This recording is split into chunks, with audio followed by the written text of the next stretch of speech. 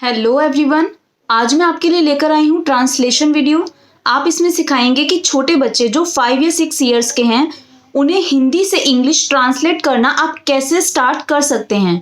इसमें मैं आपको step by step videos provide करूंगी जिसमें आप स्टेप बाय स्टेप बच्चों को हिंदी टू इंग्लिश ट्रांसलेट करना सिखा पाएंगे। So let's start.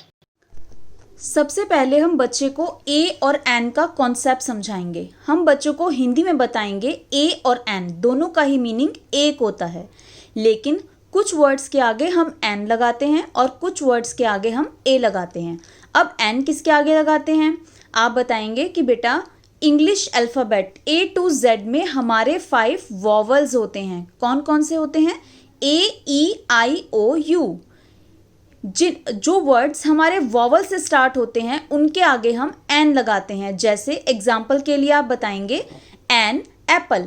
एप्पल के आगे आपका एन क्यों लगा? क्योंकि एप्पल जो है वो ए से स्टार्ट है और ए हमारा वॉवल है। और इसका हिंदी में मीनिंग क्या है? एन मीन्स एक, एप्पल मीन्स सेब, एक सेब।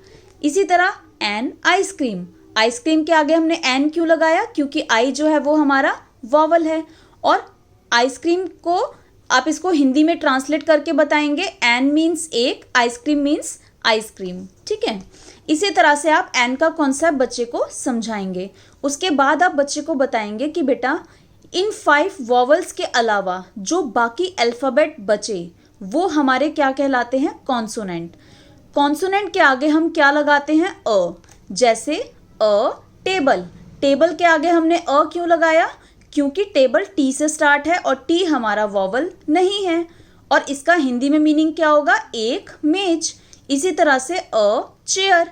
तो चेयर के आगे हमने अ क्यों लगाया? क्योंकि चेयर जो है वो सी से स्टार्ट है और सी हमारा वॉवल नहीं है। इस तरह से आप सारे एग्जाम्पल बच्चों को समझाएंगे।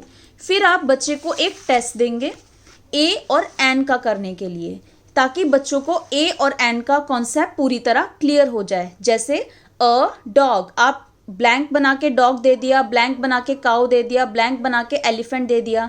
इस तरह आपने एक टेस्ट बनाना है और टेस्ट में बच्चे को ए और एन फिल करने के लिए देना है। जब बच्चे को ये बहुत अच्छे तरीके से फिल करना आ जाए ए और एन, तब आपको हिंदी टू इंग्लिश उसको ट्रांसलेट करने के लिए देना है। अब आपको क्या करना है?